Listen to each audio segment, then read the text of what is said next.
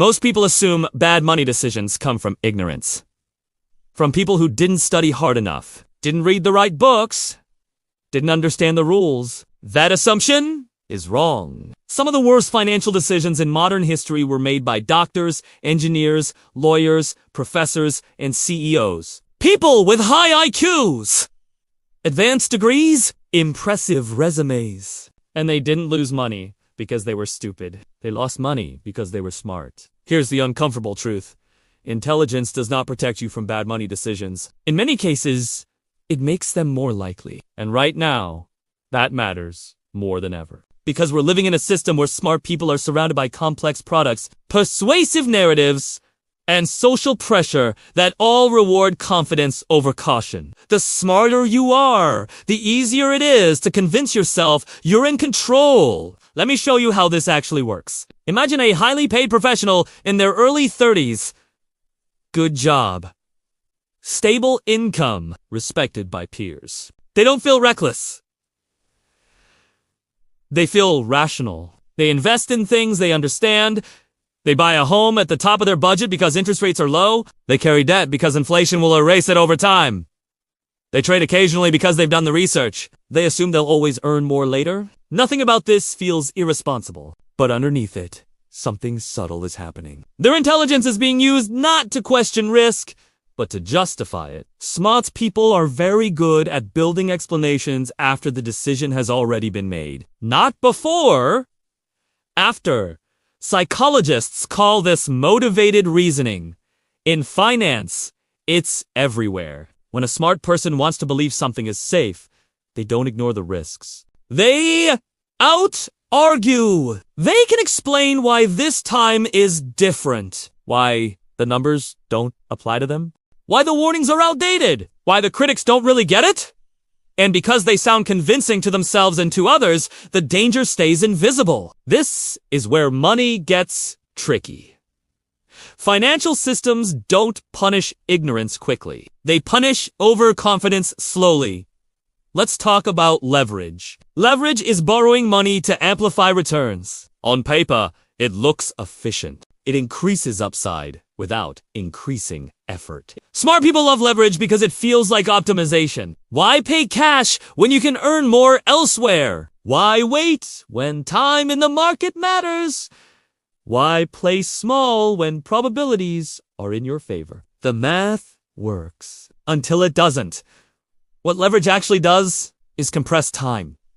It pulls future risk into the present. When things go well, nothing happens. When they don't, everything happens at once. This is why so many highly intelligent professionals were wiped out during housing crashes, market corrections, and startup failures. They didn't miscalculate returns. They misjudged fragility. They assumed stability because they had never experienced instability. And here's the irony. The smarter and more successful someone becomes, the more stable the world appears to them. Their paycheck arrives on time. Their credit gets approved instantly. Their investments usually recover. So their brain quietly learns a dangerous lesson. This system works, but systems don't fail gradually. They fail suddenly. Another trap smart people fall into is complexity. Simple financial rules feel insulting to intelligent minds. Spend less than you earn. Avoid unnecessary debt. Diversify. Don't try to outsmart the market. These sound obvious, almost childish.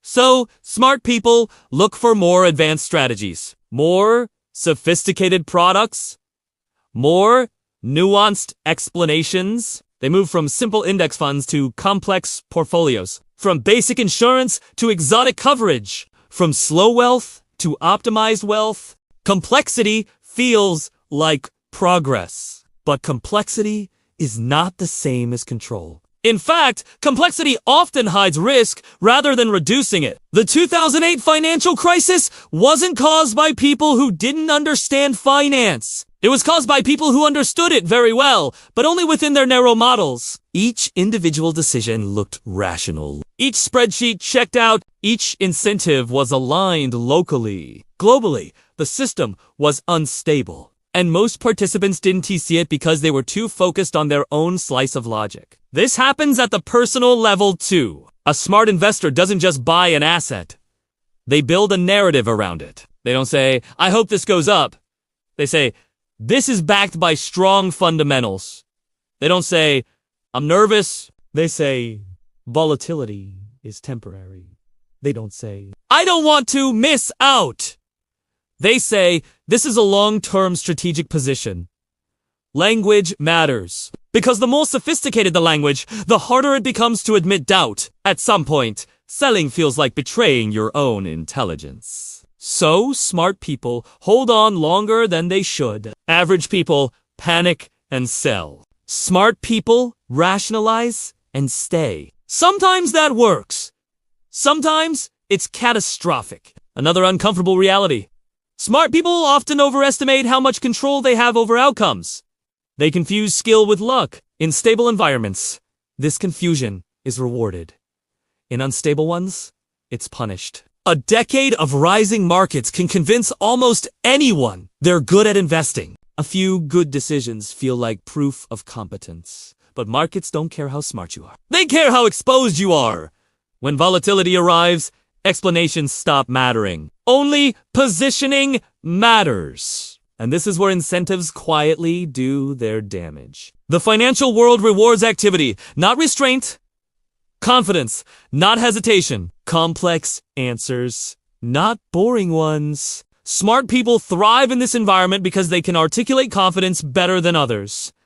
They get promoted. They get funded. They get trusted.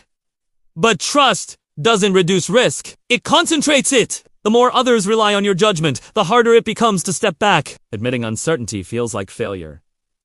Reducing exposure feels like weakness. Doing nothing feels irresponsible. So smart people keep moving, even when stillness would be safer. There's a quiet absurdity in all this. The people most capable of understanding risk often take the most of it. Not because they want to gamble, but because they believe they've calculated everything. But no one calculates uncertainty perfectly. Especially when incentives reward optimism. Over the long term, the biggest financial losses rarely come from ignorance.